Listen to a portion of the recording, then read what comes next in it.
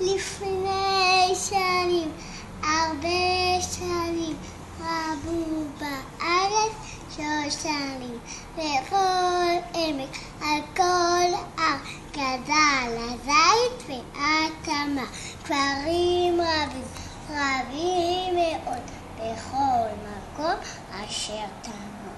רק שמחה ידע עמי, בו בארץ ישראל, ופתאום באו יוונים, אנשים מאוד רעים, הרסו ערים, הרסו כפרים, שרפו באש שדות פורמים.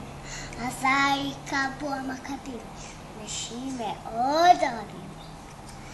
את היוונים הרעים גרשו מעבר להרים.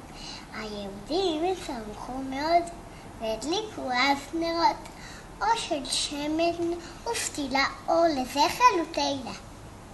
כל הכבוד, כפיים, כפיים, שקט תמחא לכפיים. כל הכבוד לליאל, מוכנה.